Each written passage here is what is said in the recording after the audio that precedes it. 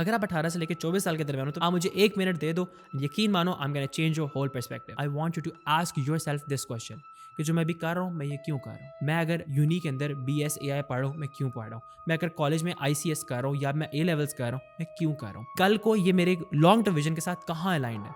अगर आपका कोई लॉन्ग टर्म विजन नहीं है लाइफ के अंदर एंड यूर लाइक बस मुझे बड़ों ने बोला ये कर लो फिर उसके बाद ये हो जाएगा, तो then you have to ask yourself कि जिन बड़ों ने मुझे ये बात बोली है वो बड़े खुद वहां पर हैं जहां पर मैंने पहुंची। If they are not where you want to be in life in future, तो फिर you listen to the wrong people. फिर you have to bye books, actual books that have a ton of value in them, from the best people inside every single field, from the best doctors, from the best engineers, from the best philosophers, from the best businessmen। आपने वो books पढ़नी है ताकि आपको वो वाली guidance मिले, उन लोगों से मिले कि जिन जैसा आपने बनना है। सो ask yourself this question because you can always make more money. पैसा आपके पास आ जाएगा रिगार्डलेस आप अभी कमाओ या बाद में कमाओ, but you will never be able to make more time. और हमारी सोसाइटी में अनफॉर्चुनेटली हमें ये बताया ही नहीं जाता कि आपकी टाइम की कदर है कोई, बिकॉज कोई सही और कोई गलत रास्ता नहीं है, सिर्फ एक रास्ता है जो आपका रास्ता है जिसमें आपने चलना है। लेकिन अगर आप इस सही गलत के चक्कर में रहोगे ना तो आप कंफ्यूज रहोगे पूरी लाइफ, एंड देन लाइफ के एंड में यू विल रियलाइज यार सही गलत तो कुछ था भी नहीं। लाइक मीन हर बंदा कहीं ना कहीं पहुंच जाता है। So just be very careful with what decisions you are making right now, because कल को आपने उन्हीं का फल काटना है।